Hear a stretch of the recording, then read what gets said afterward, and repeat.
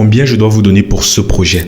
À cette question, beaucoup de personnes ne savent pas quoi répondre. Quand on est architecte, on est tenté de dire 10%.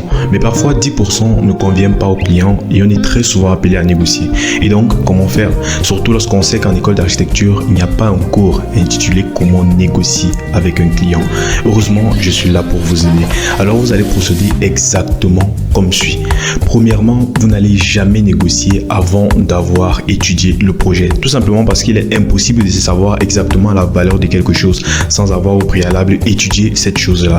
Très souvent, certaines personnes pensent que fixer une somme au départ montre qu'on est professionnel et qu'on n'est pas là pour perdre son temps. Oui, ça peut être vrai, mais il est aussi vrai que lorsque vous fixez une somme au départ sans avoir étudié le projet, il se peut que vous soyez vous aussi dans la merde parce que vous n'avez aucune idée des ressources que vous devrez mettre à disposition pour ce projet, c'est-à-dire le temps, l'argent, la main-d'œuvre. Et donc, fixer une somme au départ avant d'étudier le projet, c'est tout simplement vous mettre dans des sérieux problèmes. Deuxièmement, vous allez produire le meilleur projet pour votre client et essayer de l'en convaincre. C'est comme lorsque vous arrivez au marché pour vous acheter une paire de tennis et que le vendeur se met à vous donner toutes les qualités de la tennis. Il vous fait même essayer la tennis et vous convainc que c'est la tennis qu'il vous faut. Alors il devient tout à coup difficile de laisser cette tennis là au marché et de vous en aller parce que vous êtes convaincu que c'est vraiment la tennis qu'il vous faut.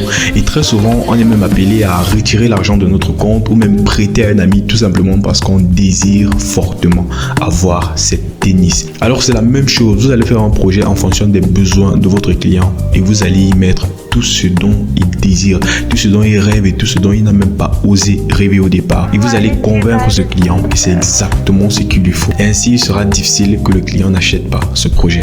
Troisièmement, vous ne devez absolument pas laisser le client vous donner une somme de départ. Très souvent en négociation, lorsqu'on nous demande combien on te paie, on est très souvent appelé à répondre combien tu es prêt à me payer.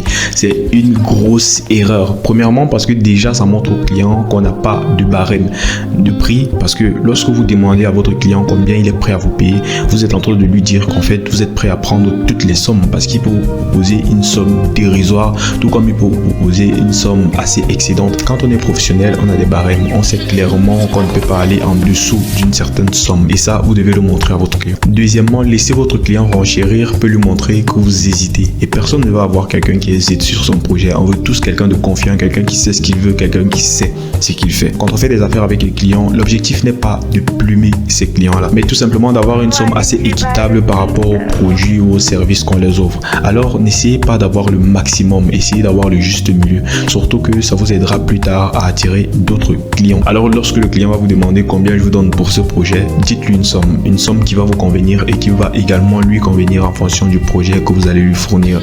Et n'allez surtout pas en dessous de votre barème.